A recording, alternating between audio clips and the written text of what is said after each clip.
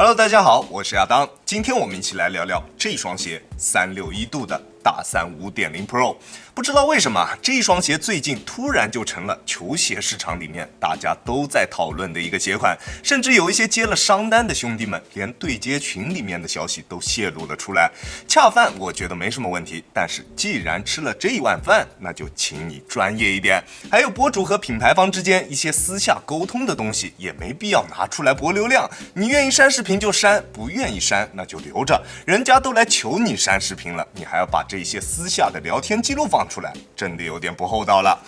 关注我比较久的兄弟们也都知道，我是被不少品牌方拉了黑名单的。最早把我拉黑名单的应该就是361度。早在 AG2 的时候，他们就来找我删视频，我没删。从那之后，我就几乎没有收到过他们提供的鞋款。现在据我所知，361度把我拉黑了，准者把我拉黑了，听说国桥也已经把我拉黑了。那我零数好5代的视频出来之后，应该以后特步也得自费了。做了6年的球鞋博主，现在好像一家品牌的 C 顶都拿不到。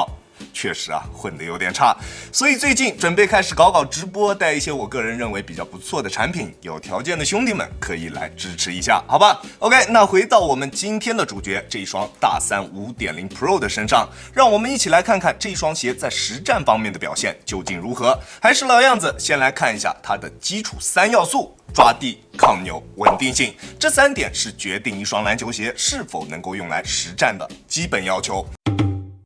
大底的纹路跟 Quick 相比没有太大的变化，依旧是这种由大量三角形组合而成的纹路。不同的是，这一双鞋将中足部位这个区域的外底橡胶给取消掉了，在中间区域的泡面上面做了一些纹路，从而提升一定的重量表现。单只40码的重量在375克左右，还算比较轻质，但是它的中下部分重量占比在去掉了一些大底橡胶之后，还是略微有一些偏高，穿在脚上的体感重量并不会特别的轻质。当然也并不重，不至于成为我们在球场上的负担。至于它的抓地表现，这种纹路的大底在之前大3 5.0 的 Quick 以及 Quick Pro 上已经得到了证实，在正常情况下抓地不会有太大的问题。但是，一旦场地上面有灰尘，我们在发力时又正好踩中了它前掌这一个圆形区域的时候，脚底下就会出现比较明显的打滑。不过在大多数情况下，它的抓地都没有什么问题，不管往哪个方向移动，脚底下都不会出现多余的滑动。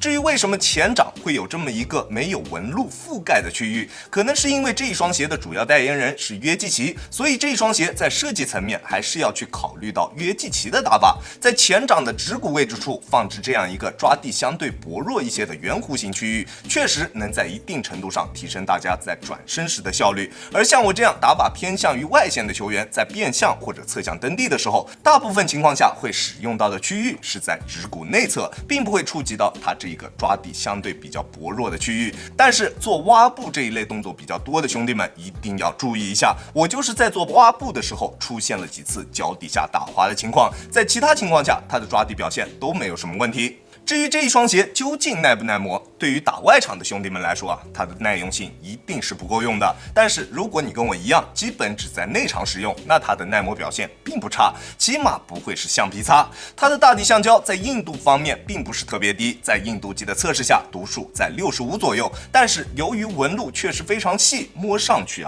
感觉确实是非常软的。但是这一双鞋我已经穿了1个礼拜了，它在主要的发力点位置处并没有出现特别明显的磨损痕迹，反倒是在它最前端脚趾区域的纹路倒确实是出现了肉眼可见的磨损。可能是因为这个区域的纹路相对来说会比中间的要更深一点，所以也就会更软一些，也就更容易出现磨损。但是总体来说，在室内的耐磨表现我是可以接受的，作为一双内场篮球鞋没有太大的问题。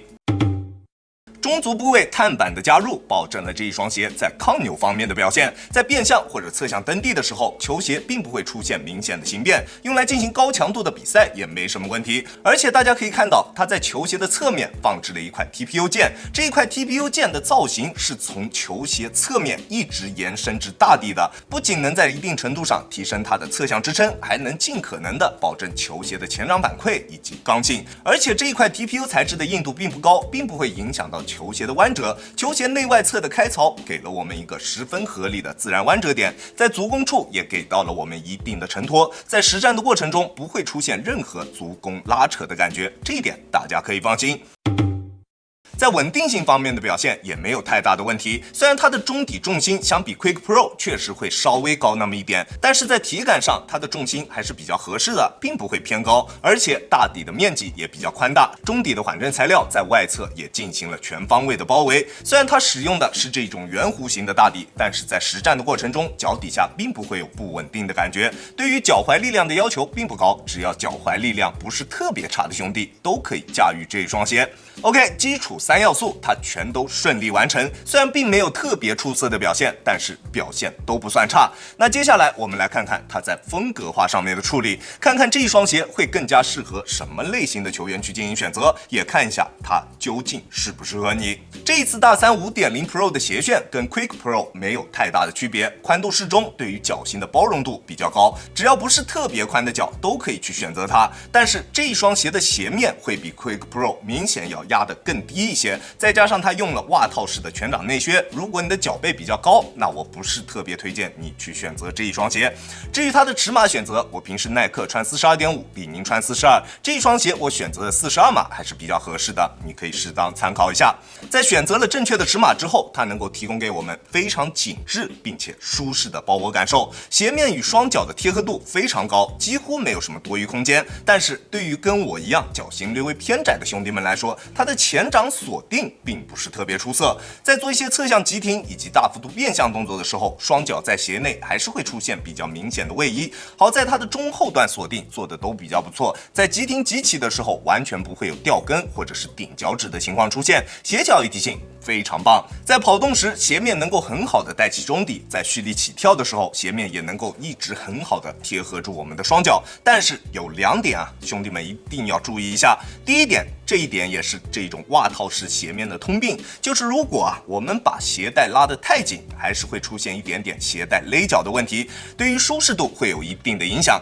当然勒脚的感觉也并不会特别的明显，只有在长时间穿着的时候才会有比较明显的感觉。第二点是我手上这一个配色独有的一个问题，就是它的鞋舌上面这一块黑色的麂皮特别容易掉色，如果我们穿一些浅色的袜子，就很容易会被染色。大家可以看到，在我这段时间穿下来，绿色的鞋带都已经被染成黑色的了，看上去特别脏，特别的难受。如果你们想要购买这一双鞋，一定要看一下它鞋舌上的这一块麂皮是什么颜色的，尽量去选择一些浅色系的，这样能够尽可能的减少袜子被染色的情况，比如说白色或者是灰色，好吧？而这一种由大量 TPU 丝与热熔材料组合而成的鞋面，在强度方面的表现自然不需要我们去担心，并且它在前后掌的受力点位置处都做出了比较明显的补强，不管做什么动作，鞋面都能够很好的兜住我们的双脚。但是这一双低帮版本，它脚踝处的鞋面啊，对于脚踝的支撑略微有一点点的欠缺。如果想要更好一些的脚踝支撑，那可能约基奇的 P 版本会更加适合你。而它的中底是361度旗下迄今为止我穿过的所有篮球鞋当中体验最棒的一双，中底的重心还算比较合适，虽然并没有特别出色的场地感表现，但是反应性并不差。在发力蹬地的时候，脚底下的感觉还是比较直接的，不会有特别明显的泄力感，而且前掌的 TPU 材料还能提供给我们一定的力反馈，虽然并没有那种特别明显的推进力度啊，但是在跑动时的感觉非常棒。中底的过渡非常的丝滑，从后跟过渡到前掌没有任何一丝脱节的感觉，不管是蓄力起跳还是正常的跑动，中底的力传导都特别的顺畅。对于跑跳比较多的兄弟来说，这双鞋的中底体验你一定会喜欢。而且作为一双由约基奇代言的鞋款，那在缓震方面自然也不会差。我180斤的体重，在单纯用脚后跟着地的时候，也完全感觉不到震脚。大体重或者是对于缓震要求比较高的兄弟们，这双鞋也一定能够满足你对于缓震的需求。并且弧形的外底造型以及较低的鞋帮高度，也让它拥有了出色的灵活性。相较于跟约基奇一样的内线球员，我反倒觉得这一双鞋会更加适合打法偏外线的球员去进行选择，